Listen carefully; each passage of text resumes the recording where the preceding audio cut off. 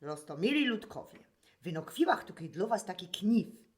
Ja byda wam godać o roztomańtych rzeczach, a wy zgodniecie, co to je. Mocie na to 5 sekund, no i obrozek, co by wam to lekkie szło. Erwin słucho radioka, ale mu się schacharzył. W antryju na dyfeju stoi szolka tyju. Randka w ciemno po naszemu to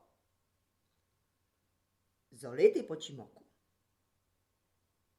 Edulik lotał po placu i łostargą fuzekla. Dla hajera jest ocno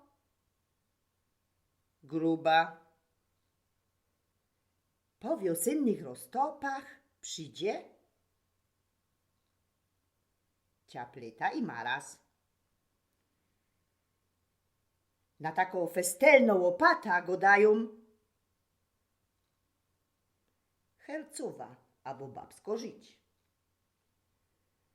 Jak gore, to fojermon pierwsze leci na swoja fojerwera. Kaj cukstowo na Banchowie. 2 sznity sklapnione do kupy, a w środku kejza i wóżd to klapsznitka.